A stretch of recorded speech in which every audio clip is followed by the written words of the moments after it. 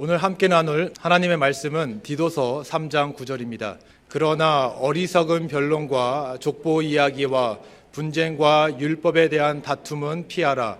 이것은 무익한 것이요 헛된 것이니라. 아멘. 할렐루야. 우리 7월 첫째 주입니다. 우리 7월 한 달도 우리 하나님께서 우리 가정과 또 우리 일터 가운데 또 우리 교회 가운데 충만한 은혜 주셔서 우리 평생 잊지 못하는 하나님의 은혜를 경험하는 복된 한 달 되시기를 간절히 바랍니다. 오늘날 우리 현대교회가 당면에 있는 가장 큰 문제와 가장 큰 아픔은 교회가 세상으로부터 칭찬과 인정을 받지 못하고 오히려 세상으로부터 교회가 비난을 당하고 손가락질을 당하고 또 부끄러움을 당하고 창피를 당하고 있다는 사실입니다. 전도하다 보면 이런 일들 가끔씩 종종 당할 때가 있습니다. 전도를 하면서 예수님 꼭 믿으십시오. 교회 꼭 나오십시오. 그러면 그 말씀을 들으시고 저도 옛날에 교회 나가봤는데 교회 나가니까 교회가 두 패로 갈려가지고 얼마나 치열하게 싸우는지 애들 보기 부끄러워서 그때부터 저는 교회 안 나갑니다. 또 어떤 분들은 저도 교회 나가봤는데 저는 믿음이 별로 없는 사람인데 믿음 없는 제가 봐도 별 문제가 아닌 것 같은데 아무것도 아닌 것 같은데 그것 가지고 서로 꼬투리 잡고 그것 가지고 서로 트집 잡고 싸우고 있는 모습 보고 아 나도 여기 있으면 이런 사람 되겠구나. 그래서 저는 교회 안 나갑니다. 또 어떤 사람들은 저도 교회 나가봤는데 그런데 우리 회사에서 거래처에서 가장 악랄한 사람이 교회에 와 있는 거 보고 동네에서 제일 손가락질 받는 사람 여러 사람들에게 피해 주는 그 사람 교회에 와 있는 거 보고 그래서 나는 그때부터 교회 안 나갑니다. 이것이 바로 세상이 바라보는 오늘날 우리 성도들과 교회의 모습인 것입니다. 그럼 왜 오늘날 우리 성도들이 세상으로부터 신뢰를 받지 못하고 인정과 칭찬을 받지 못하고 우리 교회가 세상으로부터 이런 비난을 받는 공동체가 되었는가? 왜 교회가 세상으로부터 사랑받지 못하는 공동체, 그래서 세상에 영향력을 끼치는 공적인 영성을 잃어버린 공동체가 되었는가? 그것은 다름 아니라 여러 가지 이유가 있겠지만 가장 중요한 것은 하나님의 말씀이 있어야 될 그 자리에, 진리의 말씀이 있어야 될 그 자리에 다른 것이 그 자리를 차지해 버렸기 때문에, 그래서 하나님의 말씀이 교회 가운데 우리 성도들의 삶 가운데 우리 가정 가운데 하나님의 말씀이 살아 움직이지 않기 때문에 그래서 세상으로부터 인정받지 못하는 공동체가 된 것입니다. 그러면 이 시대를 살아가는 우리 성도들이 또 교회가 세상으로부터 칭찬받고 인정받는 공적 영성을 가진 진리의 공동체가 되기 위해서는 어떻게 해야 되는가? 오늘 세 가지를 통해서 함께 말씀을 나누기를 원합니다. 첫 번째로 진리의 공동체가 되기 위해서는 어리석은 변론을 피해야 합니다. 오늘 보면 9절 상반절이 이렇게 말씀하고 있습니다. 그러나 어리석은 변론과 이렇게 말씀하죠. 바로 우리의 가정과 우리의 교회가 진리의 말씀이 살아 움직이는 진리의 공동체가 되기 위해서는 이 어리석은 변론을 피해야 된다는 것입니다. 여기에 말하는 어리석은 변론이라고 하는 것은 성경이 정확하게 말하고 있지 않는 내용들, 성경이 명확하게 밝히고 있지 않는 내용을 가지고 끊임없이 논쟁하고 토론하는 것. 그래서 아무리 오랜 시간 동안 토론하여도 최종적인 결론을 도출할 수가 없는 주제들, 누구라도 정확한 결론을 내릴 수가 없는 그런 주제를 가지고 끊임없이 싸우고 분쟁하는 것, 이것이 바로 어리석은 변론입니다. 성경은 우리가 믿는 삼위일체 하나님의 존재에 대해서 말씀하시면서 하나님은 삼위로 존재하신다고 말씀하시죠. 마태복음 3장 16절과 17절이 이렇게 말씀합니다. 예수께서 세례를 받으시고 곧 물에서 올라오실새 하늘이 열리고 하나님의 성령이 비둘기같이 내려 자기 위에 임하심을 보시더니 하늘로부터 소리가 있어 말씀하시되 이는 내 사랑하는 아들이요 내 기뻐하는 자라 하시니라 말씀합니다. 바로 예수님께서 요단강가에서 세례를 받으실 때에 바로 그때 성령께서는 비둘기같이 그 위에 임하셨고 성부 하나님께서는 이는 내 사랑하는 아들이요 내 기뻐하는 자다 이렇게 말씀하셨다는 것입니다. 그래서 하나님은 어떻게 존재하시는가? 하나님은 성부와 성자와 성령께서 각각 따로따로 존재하신다는 것입니다. 그런데 그와 동시에 하나님께서는 이 세 분이 본질상 하나이신 일체로 존재하신다고 말씀하십니다. 그래서 요한복음 10장 30절 상반절에 나와 아버지는 하나이니라 이렇게 말씀하세요. 예수님은 뭐라고 말씀하시느냐? 예수님 자신과 성부 하나님이 하나라고 말씀하십니다. 뿐만 아니라 성경은 이 성령 하나님과 성부 하나님도 하나라고 말씀하십니다.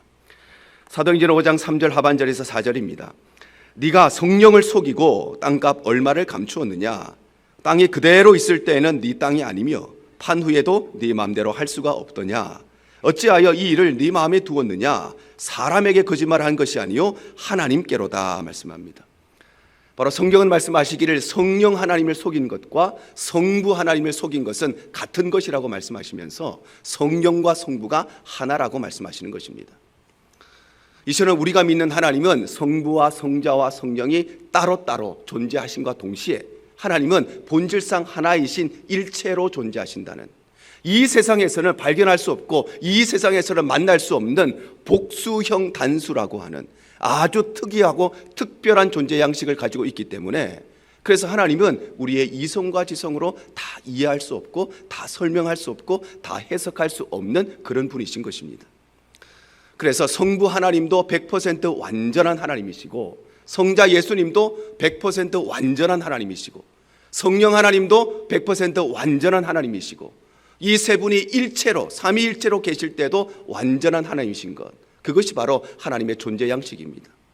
그래서 이것은 우리의 인간의 이성과 지성으로 다 이해할 수 없는, 하나님은 그 이성과 지성을 초월해 계신 분이시기 때문에, 그래서 우리는 이것을 은혜의 선물로 주어진 믿음을 통하여서 인정하고 받아들이는 것입니다. 왜냐하면 이 거룩한 진리, 우리의 이성으로 다 이해할 수 없는 이 진리를 인정하고 받아들이는 것이 아니라 이것을 유한한 인간의 지성과 이성으로 해석하려고 하고 이해하려고 하고 설명하다 보면 반드시 잘못된 결론에 이르기 때문에, 반드시 비성경적인 결론에 이르기 때문에, 바로 이것이 바로 성경이 말하는 어리석은 변론인 것입니다. 또한 이 어리석은 변론이라고 하는 것은 우리의 신앙이나 우리의 믿음에 아무 도움이 안 되는 사변적인 주제를 가지고 끊임없이 논쟁하고 싸우는 것을 의미합니다. 그래서 초대교회 시절에 어떤 성경학자들은 어떤 것을 가지고 토론했느냐? 예수님께서 우리를 위하여 십자가에서 돌아가실 때에 예수님께서 허리에 창을 꽂으셨는데 오른쪽 이 가슴인지 왼쪽 가슴인지 그것을 가지고 토론을 벌였습니다. 그리고 예수님께서 돌아가시고 난 이후에 예수님의 시신을 세마포로 쌌는데 그 세마포가 흰색인지 아니면 빨간색인지 아니면 다른 색깔인지 그것을 가지고 토론을 했습니다. 예수님께서 우리를 위해 죽으시면서 창을 찔리셨는데 오른쪽이냐 왼쪽이냐 그게 중요한 것이 아니라 예수님께서 죄인인 나를 위해서 죽으셨다는 것이 중요한 것이지요. 예수님께서 세마포 그게 빨간색인지 흰색인지 그게 중요한 것이 아니라 예수님께서는 빈 세마포를 남겨두시고 우리를 위해서 부활하셨다는 것이 중요한 것입니다. 그런데 초대교회 성경 교사들은 이러한 사변적인 것, 우리의 신앙에 별로 도움도 되지 않는 것을 가지고 그렇게도 치열하게 토론을 했다는 것입니다. 그런가 하면 중세 천년의 암흑기 동안에 중세의 신학자들과 철학자들은 이 뾰족한 이 바늘 위에 천사들이 몇 명이나 앉을 수 있는가 그것을 가지고 토론을 했습니다. 뿐만 아니라 이 천사들의 몸무게가 몇 파운드인가 그것 가지고 토론을 했습니다. 성경 어디에도 그리고 그 누구도 천사들의 몸무게가 얼마인가 그것을 말해줄 수 있는 사람이 아무도 없습니다. 아무리 토론하고 토론하여도 결론을 낼 수 없는 이 사변적인 주제를 가지고 그들은 끊임없이 토론을 했습니다. 뿐만 아니라 천사의 몸무게가 몇 파운드인지 안들 그게 우리 신앙과 무슨 그렇게 상관이 있습니까? 그런데 그들은 그렇게도 이 사변적인 문제를 가지고 토론을 했습니다. 뿐만 아니라 그들은 세례를 줄 때 사용하는 이 세례수를 준비해 놓았는데 날아가던 파리가 날아가다가 이 물에 빠져 죽으면 이 거룩한 물이 파리 때문에 오염된 물이 되는지, 아니면 세례수가 거룩한 물이니까 파리가 거기에 빠져 죽으면 이 파리가 거룩한 파리가 되는지 그것 가지고 토론을 했습니다. 그것이 우리의 신앙과 믿음과 무슨 상관이 그렇게 있습니까? 그런데 수많은 신학자들과 수많은 성직자들이 중세시대에 2000년 동안 이런 문제를 가지고 토론을 했다는 것입니다. 그런데 우리가 살아가는 오늘날 시대에도 이 어리석은 변론은 끊임없이 진행되고 있습니다. 그래서 수많은 이단과 사이비들이 성경의 많은 내용들 가운데 자기들 필요한 것만 가지고 와서 짜집기 해서 전혀 상관없는 두 개의 본문에서 필요한 것만 가지고 와서 짜집기 해서 이것이 마치 진리인장 또 이야기를 하고 있습니다. 특별히 오늘날 이 유튜브와 같은 영상 매체를 통해서 어디에서 나온 사람인지 알 수도 없는 출처의 문서를 가지고 그것을 가지고 마치 그것이 진리인장 외치고 있고, 그리고 믿음이 연약한 많은 성도들, 교회를 그렇게 오래 다녔다고 하는데도, 교회를 평생 다녔다고 하는데도 믿음의 뿌리가 없고 1년에 성경 한 번 안 읽는 그런 성도들, 이러한 이야기를 듣고 다 미혹당하고 쓰러지는 시대가 오늘날의 시대인 것입니다. 사랑하는 성도 여러분, 성경이 정확하게 말하지 않고 있는 것, 성경이 명확하게 말하고 있지 않는 것은 아무도 알 수가 없고 천국에 가야만 알 수가 있습니다. 그런데 성경이 말하고 있지 않는 것을 말한다는 것은 100% 이단이고 100% 사이비입니다. 예수님이 언제 재림하실지 성경이 정확하게 말씀하고 있지 않지요. 그런데 그 일에 대해서 이야기한다는 것은 100% 이단이고 100% 사이비인 것입니다. 그래서 우리 믿음의 선배인 종교개혁자들은 성경이 말하는 데까지만 말하고 성경이 침묵하는 것은 침묵하라고 가르쳤습니다. 왜냐하면 성경이 말하고 있지 않는 내용을 우리 인간의 유한한 지성과 이성으로 해석하고 이해하고 설명하다 보면 반드시 어리석은 변론에 빠지고 반드시 비성경적인 결론에 빠지기 때문입니다. 그래서 성경이 이렇게 말씀하십니다. 베드로후서 3장 16절입니다. 또 그 모든 편지에도 이런 일에 관하여 말하였으되 그 중에 알기 어려운 것이 덜어 있으니 무식한 자들과 굳세지 못한 자들이 다른 성경과 같이 그것도 억지로 풀다가 스스로 멸망에 이르느니라 말씀합니다. 바로 성경이 다 말하고 있지 않는 이 내용을 억지로 풀어내다가 자신의 지식으로 풀다가 자신의 이성으로 풀다가 스스로 멸망함에 당하는 어리석은 결론에 다다른다는 것입니다. 그러므로 사랑하는 성도 여러분, 우리가 토론해야 될 것이 무엇인가? 우리가 토론해야 될 내용은 내가 어떻게 하면 주님을 더 사랑할 수 있을 것인가? 우리가 어떻게 하면 하나님의 더 큰 기쁨이 될 수 있을 것인가? 이것이 우리가 토론해야 될 내용인 것입니다. 우리가 토론해야 될 내용은 내가 어떻게 하면 교회를 더 잘 섬길 수 있는가? 어떻게 해야 우리 교회가 더 거룩한 교회가 되고 더 아름다운 교회가 되고 더 영광스러운 교회가 될 것인가? 이것이 우리가 치열하게 토론해야 될 내용인 것입니다. 우리가 토론해야 될 내용은 어떻게 해야 하나님의 영광이 드러나는가? 어떻게 해야 하나님의 나라가 확장되는가? 어떻게 해야 복음을 전하는가? 어떻게 해야 죽어가는 영을 살리는가? 이것이 우리가 침을 튀기며 토론해야 되는 그런 내용인 것입니다. 그러므로 사랑하는 성도 여러분, 우리의 가정에서든지 우리의 교회에서든지 누구를 만나든지 어디에 있든지 이 어리석은 변론들은 반드시 피하시기를 바랍니다. 그래서 성경이 말하는 데까지만 말하고 성경이 침묵하는 것은 침묵하시기를 바랍니다. 왜냐하면 성경을 몰라서 침묵하는 것이 아니라 성경이 침묵하는 것, 우리도 침묵하는 것이 그것이 올바른 성경 해석이기 때문입니다.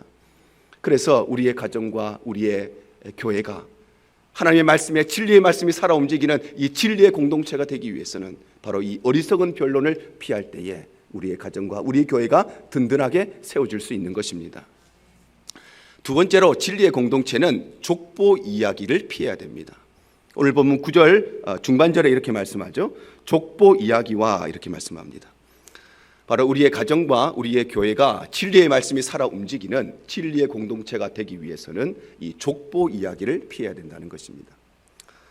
여기에 말하는 족보 이야기라고 하는 것은 부모님의 신앙, 조상들의 신앙을 자기 신앙이라고 생각하는 것.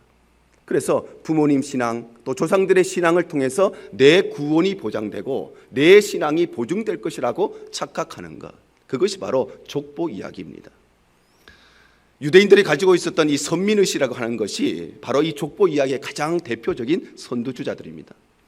그들은 자기들이 믿음의 조상인 아브라함의 후손으로 태어났기 때문에, 자기들은 이삭과 야곱과 요셉의 후손이기 때문에, 자기들은 모세의 후손이고 그 유명한 다윗의 후손이기 때문에, 그래서 자기들은 태어날 때부터 당연히 혈통적으로 자동적으로 하나님의 선택을 받고 구원의 은총을 받았다고 생각했습니다. 그런데 성경은 그렇게 말씀하지 않죠. 성경은 이렇게 말씀하십니다. 요한복음 1장 12절 13절입니다.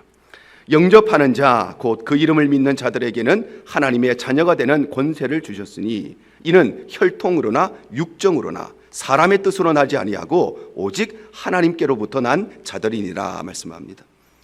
바로 구원은 어디에서 나는가? 구원은 육신의 혈통에서 나는 것이 아니고, 구원은 출신 배경에서 나는 것이 아니고, 구원은 우리의 노력이나 수고나 공로에서 나는 것이 아니라, 구원은 예수 그리스도를 유일한 나의 구주와 주인으로 믿고 영접하는 자에게, 바로 그에게 구원이 주어진다고 말씀하시는 것입니다.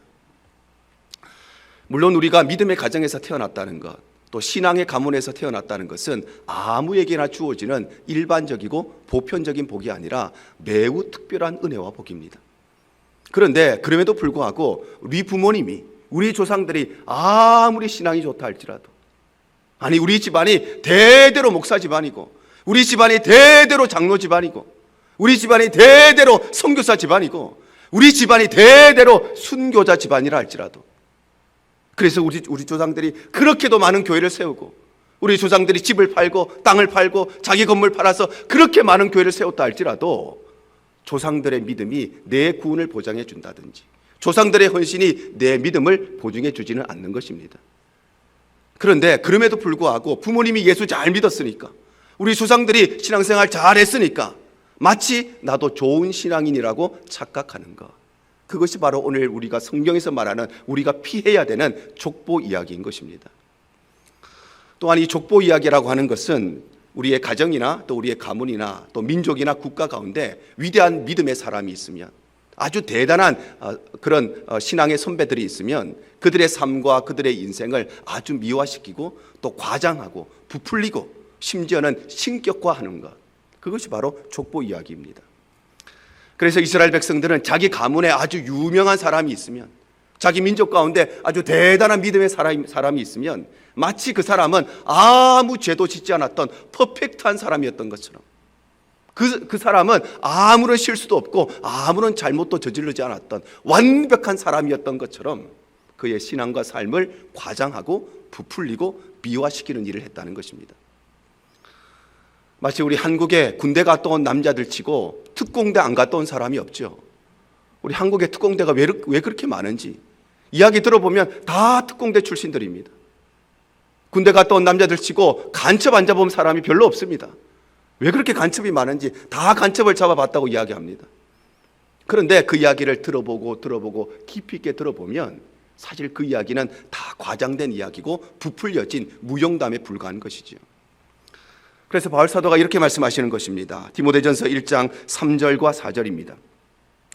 내가 마게도냐로 갈 때에 너를 권하여 에베소에 머물러 한 것은 어떤 사람들을 명하여 다른 교훈을 가르치지 말며 신하와 끝없는 족보에 몰두하지 말게 하려 함이라. 이런 것은 믿음 안에 있는 하나님의 경륜을 이름보다 도리어 변론을 내는 것이라 말씀합니다. 바로 신하와 끝없는 족보에 몰두하는 것은 다른 교훈을 가르치는 것, 다른 복음을 전하는 것과 똑같은 일이며, 그래서 이 족보에 참여하는 것은 아무 의미, 아무 쓸모없는 헛된 것이라고 말씀하시는 것입니다. 그런데 오늘날 우리가 살아가는 이 시대에도 족보 이야기는 끊임없이 이어집니다. 그래서 어떤 교회는 우리 교회가 가장 오래된 교회고 이 지역에서 최초의 교회고 우리 교회가 가장 역사와 전통이 많은 교회라는 족보 싸움을 합니다. 어떤 교회는 또 족보 싸움을 하되 대단한 믿음의 선배가 있으면 그분은 우리 교회 출신이고 그분은 우리 교단 출신이라고 족보 싸움을 합니다. 그리고 적지 않은 성도들이 조상들의 신앙, 부모님의 신앙을 자랑하고 자신의 신앙의 연수를 자랑하고 자신의 직분을 자랑하고 자신의 직책을 자랑하며 살아갑니다. 또 어떤 사람들은 내가 성경을 몇 독이나 했는지 그거 자랑하고 살고, 또 어떤 사람은 내가 해외 선교지에 몇 번이나 갔다 왔는지 그거 자랑하고 살고, 또 어떤 사람은 내가 목사하고 얼마나 친한지, 교육자들과 장로님과 내가 얼마나 친분이 있는지 그거 자랑하고 살고, 또 어떤 사람은 내가 옛날에 얼마나 큰 교회를 다녔는지, 내가 옛날에 한국에 있을 때 얼마나 유명한 교회 다녔는지, 이름만 다 되면 알만한 유명한 목사님 목회하시는 그 교회를 다녔다고 자랑하고 삽니다. 그런데 부모님의 신앙이, 나를 낳아준 부모님의 신앙이, 우리 조상들의 신앙이 내 신앙을 보증해 주지 못하는 것처럼 내가 아무리 대단한 공동체, 아무리 유명한 교회, 아무리 유명한 목사님 목회하는 교회를 다녀도 그것을 자기 신앙이라고 착각한다면 그것이야말로 현대판 족보 이야기인 것입니다. 그러므로 사랑하는 성도 여러분, 우리가 자랑할 것은 오직 예수 그리스도의 십자가 그것 하나뿐인 것입니다. 우리가 자랑할 것은 우리를 구원하신 예수 그리스도의 은혜 그것 하나밖에 없는 것입니다. 갈라디아 6장 14절이 말씀합니다. 그러나 내게는 우리 주 예수 그리스도의 십자가 외에 결코 자랑할 것이 없으니 그리스도로 말미암아 세상이 나를 대하여 십자가에 못 박히고 내가 또한 세상에 대하여 그러하니라 말씀합니다. 바로 우리가 자랑할 것은 우리 부모님이 얼마나 신앙생활 잘했는지, 우리 조상들이 얼마나 대단한 사람이더라서 교회를 몇 개나 개척하고 몇 개나 건축했는지, 내가 예수 믿은 지 몇 년이나 되었는지, 내 직분이 무엇인지, 그게 내 자랑거리가 아니라 우리가 자랑할 것은 바로 억만죄인인 우리를 구원하신 예수 그리스도의 십자가, 그 십자가 외에는 자랑할 것이 없는 것입니다. 그러므로 사랑하는 성도 여러분, 우리 가정에서든지 우리 교회에서든지 어디에서든지 누구를 만나든지 간에 이 족보 이야기를 반드시 피하시기를 바랍니다. 그래서 내 신앙의 연수, 부모님의 신앙 자랑하는 인생이 아니라 예수의 십자가를 자랑하는 거룩한 삶이 되시기를 바랍니다. 이것이 바로 우리의 가정과 또 우리의 교회를 진리의 말씀이 살아 움직이는 진리의 공동체로 세우는 진리의 길인 것입니다. 세 번째로 진리의 공동체는 분쟁과 율법에 대한 다툼을 피해야 합니다. 오늘 보면 9절 하반절입니다. 분쟁과 율법에 대한 다툼은 피하라. 이것은 무익한 것이요 헛된 것이니라 말씀합니다. 여기서 분쟁과 율법에 대한 다툼이라고 하는 것은 하나님께서 우리에게 주신 율법의 본래 목적과는 상관이 없이, 그래서 꼭 그렇게 해야 되는 것이 아니라 이렇게 해도 되고 저렇게 해도 되는 선택할 수 있는 비본질적인 문제를 가지고 끊임없이 싸우는 것을 말합니다. 유대인들은 하나님의 율법을 613개의 계명으로 정리해서 248개는 반드시 행해야 되는 율법, 365개는 절대 하면 안 되는 율법으로 정리를 했습니다.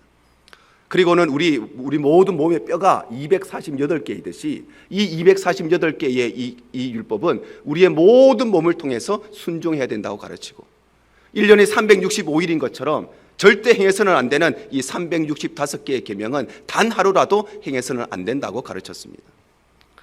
그래서 유대인들은 지금도 자신들의 안식일인 금요일 저녁부터 토요일 저녁까지는 무슨 일이 있어도 아무 일도 하지 않습니다. 물론 그 정도는 그들이 자신들의 안식일을 거룩하게 지키기 위한 헌신이라고 볼 수 있습니다. 그런데 그들은 점점점 비본질적인 문제에 집중하다가, 그래서 무엇까지 토론했느냐, 안식일에 밥을 먹다가 흘리면 행주로 닦는 것까지는 가능한데, 그런데 이 행주를 빠는 거는 맞느냐 틀리느냐, 이것 가지고 토론을 했습니다.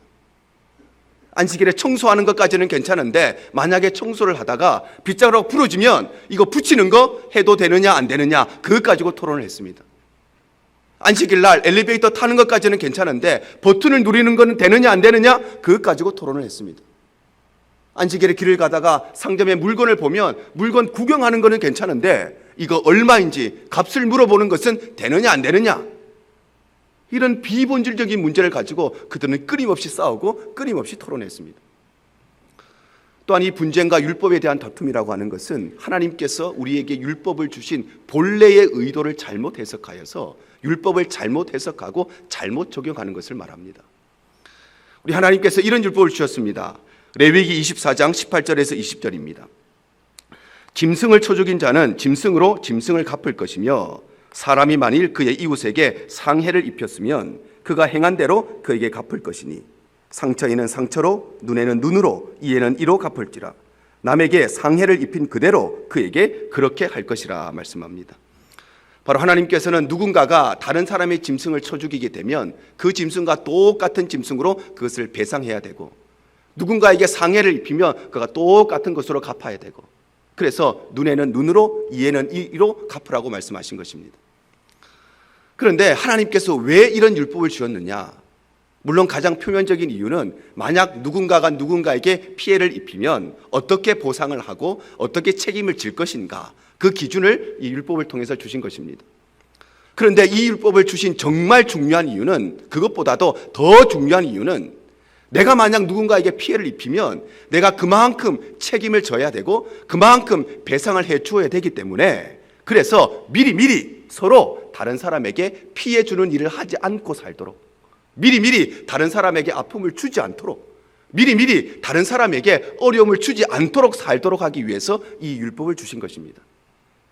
하나님이 이 율법을 주신 것은 문제가 터지고 나면 그 후에 이 문제를 어떻게 처리할 것인가, 그것을 위해서 주신 것이 아니라 이런 일이 터지지 않도록 미리 예방하고 미리 방지하기 위해서 이 율법을 주신 것입니다.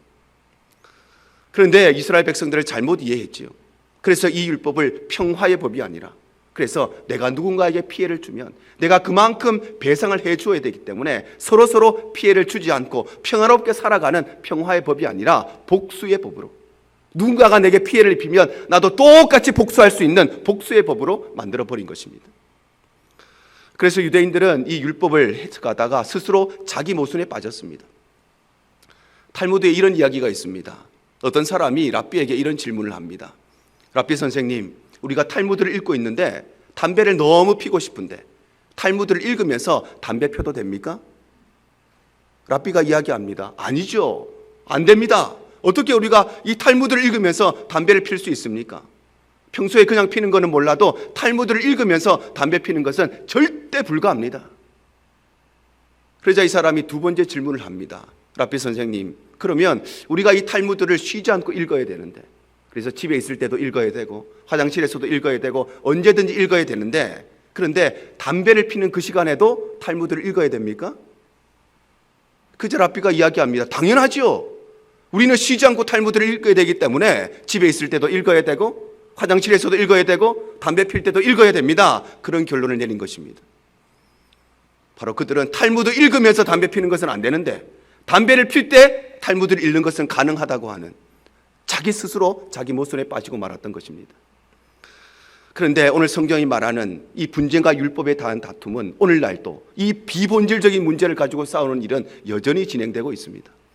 그래서 오늘날도 수많은 교회에서는 목사가 예배 시간에 가운을 입어야 되는지 안 입어도 되는지, 목사가 강대상에 가만히 서서 설교해야 되는지, 좀 왔다 갔다 하면서 설교해도 되는지, 목사의 자리가 위에 있어야 되는지 밑으로 가도 되는지, 그것 가지고 끊임없이 싸웁니다.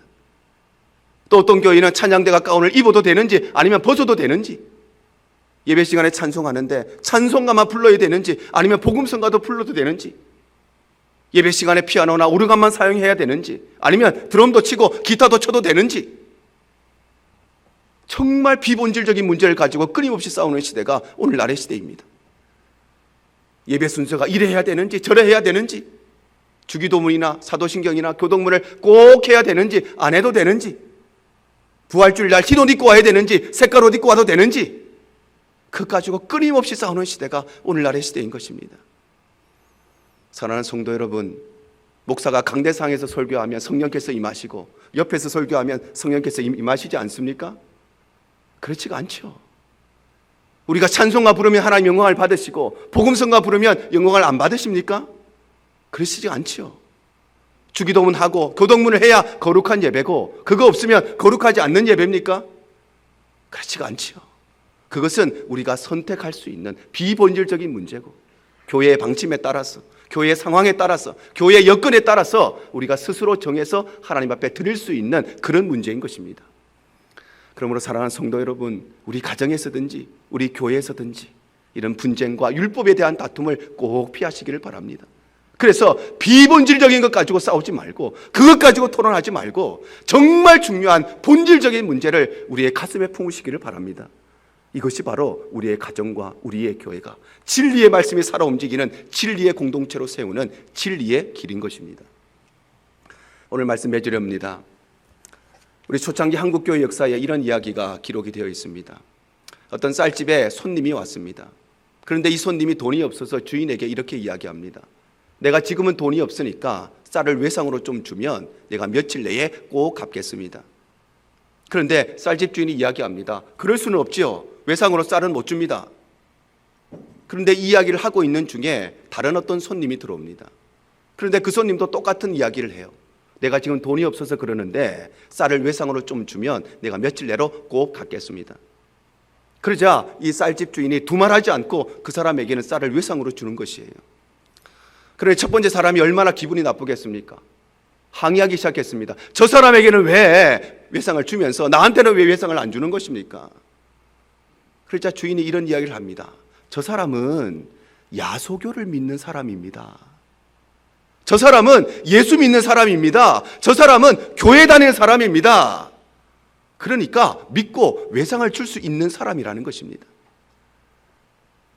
우리 초창기 한국교회는 세상으로부터 신뢰를 받고 인정을 받고 칭찬을 받는 공동체였고, 초창기 우리 믿음의 선배들은 믿지 않는 사람들에게 이런 모든 일들이 가능한 믿음을 주고 신뢰를 주는 사람들이었습니다.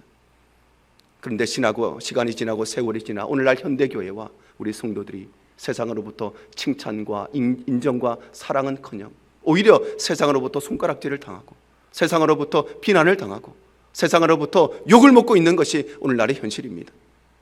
오늘 성경이 우리에게 말씀하시기를 우리의 가정이 또 우리의 교회가, 이 시대의 교회가 하나님 앞에서 온전하게 세워지고 바로 이 진리의 말씀이 살아 움직이는 진리의 공동체가 되기 위해서는 어리석은 변론을 피해야 된다고 말씀하십니다. 뿐만 아니라 조상들의 믿음, 부모님의 믿음, 내 신앙의 연수, 내 직분, 내 직책, 그거 자랑하는 족보 이야기를 피해야 된다고 말씀하시고, 쓸데없는 일, 비본질 좀 가지고 끊임없이 싸우는 이 분쟁과 율법에 대한 다툼을 피해야 한다고 말씀하시는 것입니다. 사랑하는 우리 대형의 모든 가족들이 오늘 이 말씀 기억하셔서 우리가 이 땅에 살아가는 동안에 우리의 삶과 또 우리의 가정과 우리 교회가 바로 하나님 앞에 진리의 말씀이 살아 움직이는 진리의 공동체가 되어서 세상으로부터 잃어버린 신뢰를 회복하고 믿음을 회복하고, 그래서 세상을 향해 영향력을 끼치는 공적 영성을 가진 거룩한 공동체, 진리의 공동체로 세워져서 이 마지막 때에 하나님께서 주신 사명을 넉넉히 감당하는 귀하고 아름다운 삶이 되시기를 주님 이름으로 축복합니다.